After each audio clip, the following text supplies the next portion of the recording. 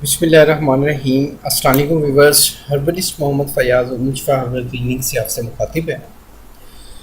आज की मेरी वीडियो साबूदाना के हवाले से है। कुछ हज़रात इसको साबूदाना भी कहते हैं, जनूबी पंजाब में इसको साबूदाना के नाम से पहचाना जाता है। ये एक वाइट सा दाना होता है, सफ़ेद रंग का, छोटा सा। अगर उसको दूध में डालें तो लेसदार मादा छोड़ता है और उसकी लेसदार मादा निकलता है। तो इसके हवाले से मैं आपको बताऊंगा कि साबूदाना के बेनिफिट्स क्या हैं और इसमें कौन कौन से अज्जा पाए जाते हैं और साबूदाना से कौन कौन सी पेचीदा अमराज का ट्रीटमेंट किया जा सकता है। ये मालूमात से भरपूर वीडियो है, इसको लाजमी लास्ट तक वॉच करें ताकि आपको पूरी वीडियो भी समझ आ सके। और मेरी आप लोगों से पर्सनल रिक्वेस्ट है कि जिन हज़रात ने मेरा चैनल अभी तक सब्सक्राइब नहीं किया वो मेरे चैनल को ज़रूर सब्सक्राइब करें और बेल आइकन को लाजमी प्रेस करें ताकि मेरी आने वाली तमाम वीडियोज़ आप तक पहुँचती रहें। बहुत शुक्रिया, जज़ाकल्लाह। आते हैं टॉपिक की जाने। साबूदाना। साबूदाना के हवाले से काफ़ी रवायत है कि अक्सर बुखारों में इस्तेमाल होता है, जो मौसमी बुखार होते हैं और ग़ज़ाई किल्लत जिनमें है, ग़ज़ाई कमी को पूरा करने के लिए इस्तेमाल होता है। तो इसके मैं सबसे पहले आपको बताता चलूँ कि इसमें कौन कौन से अज्जा पाए जाते हैं। अज्जा नोट फरमा लें।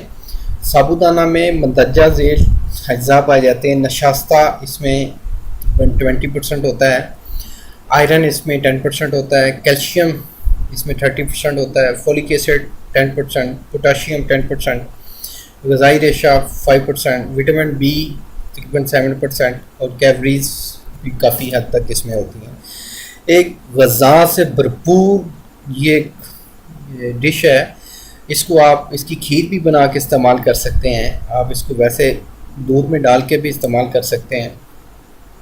इसको आप बलंगू के साथ भी यूज़ कर सकते हैं। इसके वो यूज़ करने के बेहतरीन तरीके मैं आपको बताता हूँ। किन किन बीमारियों में ये सूदमंद है, इसको नोट फरमा लें।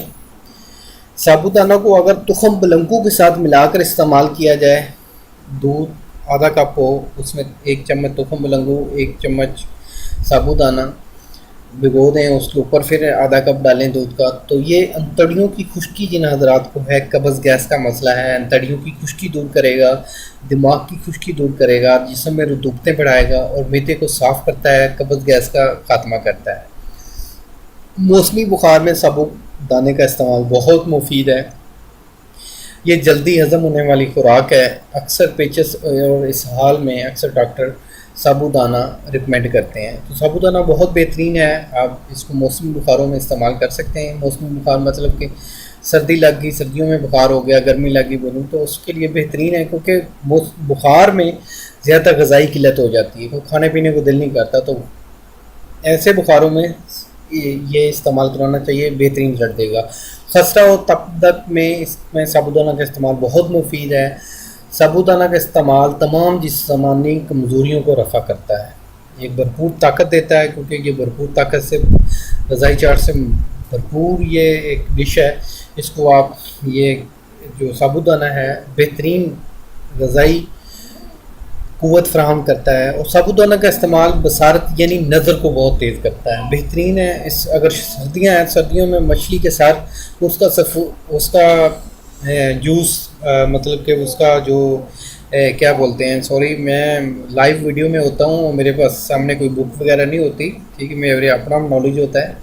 हाँ जी, हाँ, मछली का जो सर है उसकी जो यखनी होती है उसको इस्तेमाल करें इसके साथ, और साथ ये साबूदाना सुबह शाम यूज़ करें। तो अगर 8 नंबर की ऐनक है तो वो 5 नंबर पे आ जाएगी इंशाल्लाह। मेरा ये दावा है और मैंने काफ़ी पेशेंट्स को यूज़ भी करवाया है, अपने काफ़ी मरीज़ों को मैंने यूज़ करवाया है मछली के सर के साथ, तो बहुत बेहतरीन रिजल्ट देता है। तो जिन हज़रात को मेरी ये वीडियो पसंद आई है वो लाइक ज़रूर कर दें और कमेंट्स में अपनी राय का इज़हार ज़रूर करें। आपकी राय का इज़हार मेरे लिए वैसे मुसरत होगा। और आप समझते हैं कि इनमें से कोई भी बीमारी आपके किसी प्यारे को है तो उनके साथ ज़रूर शेयर करें। तो जिन लोगों ने मेरा चैनल सब्सक्राइब नहीं किया वो मेरे चैनल को भी ज़रूर सब्सक्राइब कर लें और घंटी के निशान को लाजमी प्रेस कर लें ताकि मेरी तमाम वीडियोज़ आप तक पहुँचती रहें। मैं आपसे इजाज़त चाहता हूँ। हकीम मोहम्मद फ़याज़ आपसे इजाज़त चाहता है। अल्लाह आपका हामी नासिर हो। शुक्रिया, जज़ाकल्लाह, अल्लाह हाफ़िज़।